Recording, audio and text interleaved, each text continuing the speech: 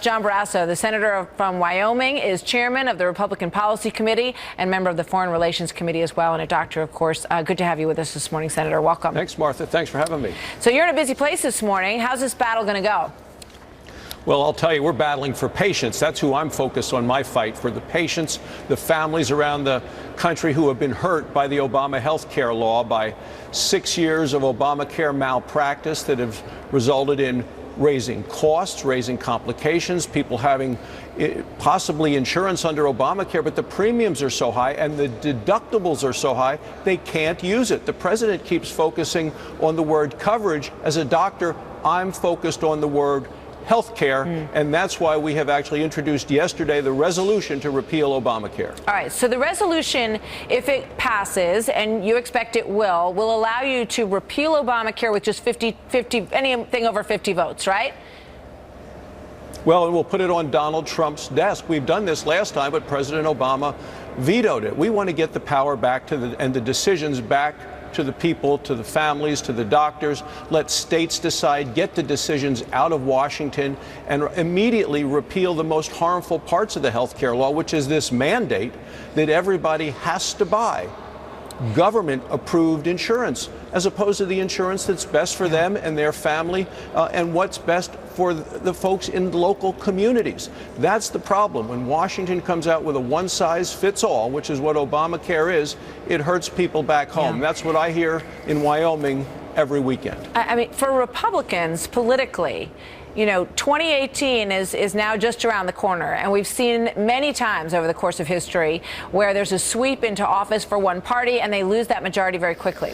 So basically, if you guys mess this up, if you leave people feeling like they lost something they had under Obamacare, you may be in trouble.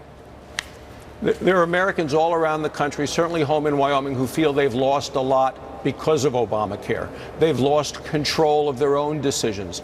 They've lost the ability to choose the insurance that works for them, that was affordable beforehand and now is unaffordable because of all the mandates. But look, let's face it, Martha, recent Gallup poll, 8 out of 10 Americans will tell you that they feel this health care law needs to either be fundamentally changed or repealed and replaced, because for them it's not a good deal, it's not working for them, and President Obama is here on Capitol Hill desperately trying to save his health care law rather than fighting for patients who need health care. And he always focused on the word coverage and ignored the word care. I guess, Senator, one of the big questions is how you provide a transition that people can, you know, go through and understand it as they get from point A to point B. Because, frankly, the messaging that has come from Republicans on this has not really been that coherent. Because I think if you ask most people out there, you know, what are you going to get? How repeal and replace with what? I don't think they could give you a very clear message on that. Donald Trump is putting forth clear messages on Twitter every single day. Is he way ahead of you guys on messaging?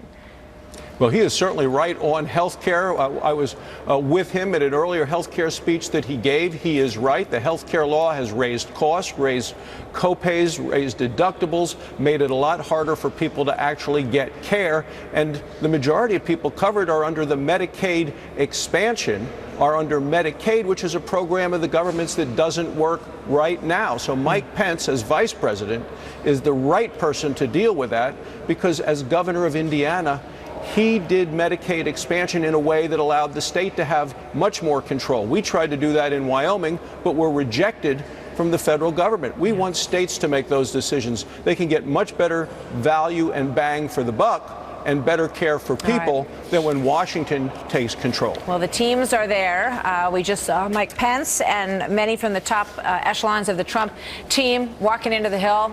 So we'll see how this goes. Senator Barrasso, always good to talk to you, sir. Thank you very much. Thanks, Martha.